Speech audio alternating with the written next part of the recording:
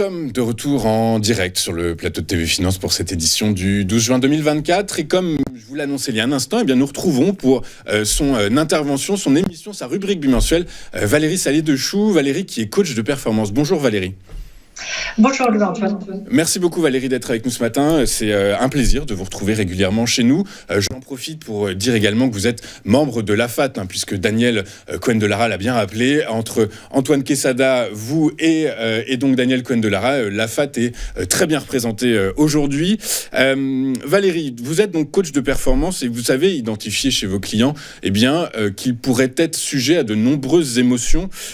Dans une première partie de votre intervention, quelles sont les émotions auxquelles les traders peuvent faire face et comment prendre conscience de ces émotions, Valérie?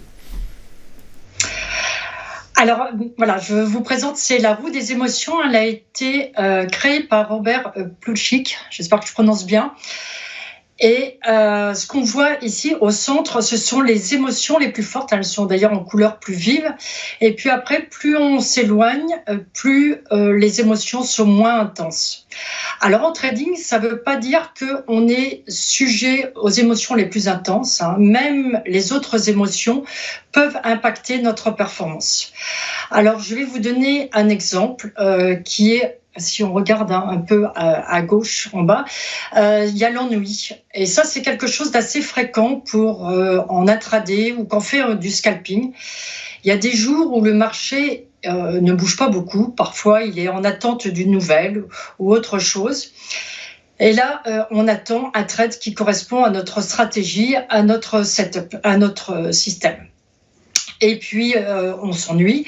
Et du coup, à un moment donné, c'est difficile d'être discipliné. Puis, on va prendre un trade, ce que j'appelle un trade d'ennui, un trade stupide, qui est hors stratégie. Et malheureusement, souvent, ça se résulte par une perte. Alors, du coup, on va bouger sur la roue et on va se retrouver non plus dans l'ennui, mais dans la contrariété, en se disant, et à se blâmer, en se disant, bon, quand même, j'étais vraiment stupide, pourquoi j'ai pris ce trade, etc. Maintenant, j'ai une perte. Alors, on va essayer quelquefois de la rattraper. Et c'est ce que j'avais expliqué la dernière fois. On peut se retrouver dans l'overtrading, où on peut quand même retrouver un bon trade, mais peut-être qu'on va mal le gérer. Et là, si on a une nouvelle perte, on va bouger en intensité, on va se retrouver dans la colère. Et du coup, on ne traite plus les marchés, mais on va trader les émotions. Donc voilà, on est donc impacté par toutes les émotions d'une façon ou d'une autre. Et ça semble tellement évident ce que vous dites que je pense que tout un chacun se retrouvera dans les différentes émotions que vous venez de citer, mais il faut aussi rappeler que les émotions, c'est finalement la source première de perte en capital. Du coup, par la force des choses, Valérie, est-ce que, comment est-ce qu'on peut gérer ces émotions? Est-ce qu'il y a des trucs et astuces, je dirais, qu'il faut connaître pour ne pas se laisser submerger par ces différentes émotions, justement? Alors, la première chose, ça va être ce qui a été écrit, c'est de prendre conscience de ces émotions. Alors, c'est pas évident qu'on n'a pas pris l'habitude.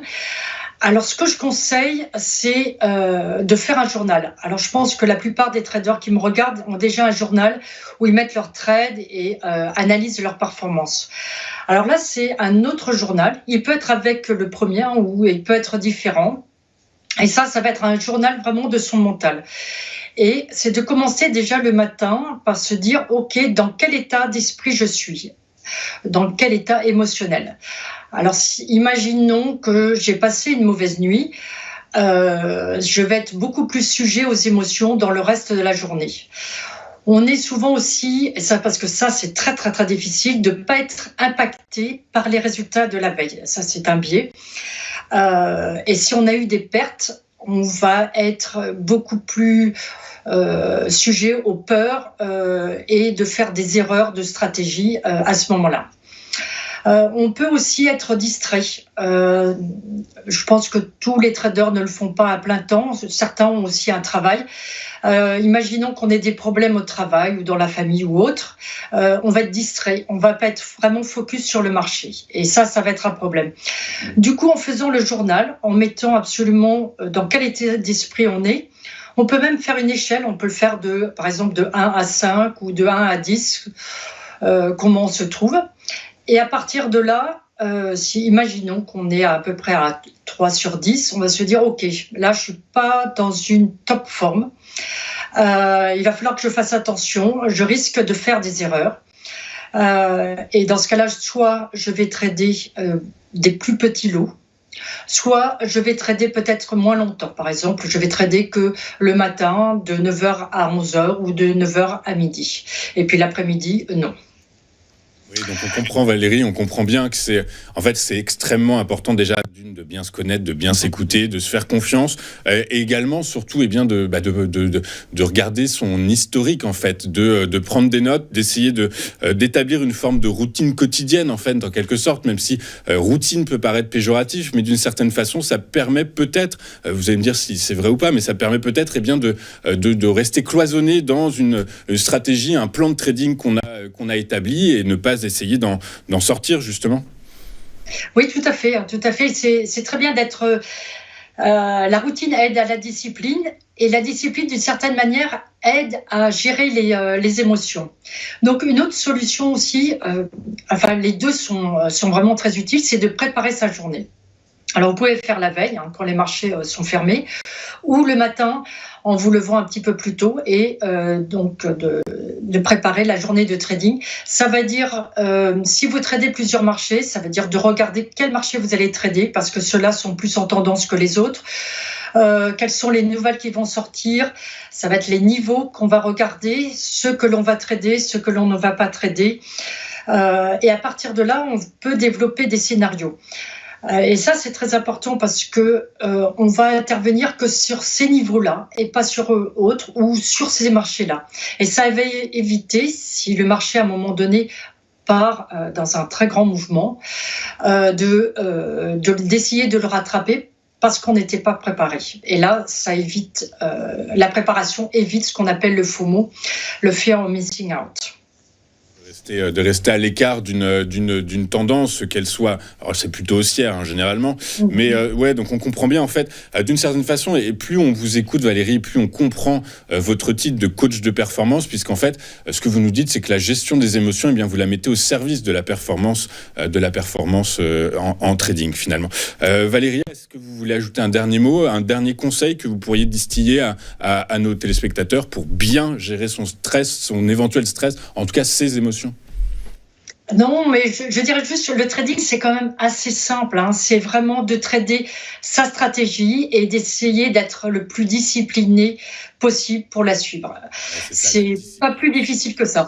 Et la discipline, de toute façon, c'est le maître mot dans n'importe quel domaine. De toute façon, si on veut exceller, il faut être très proche de règles que l'on s'attribue, que l'on se définit.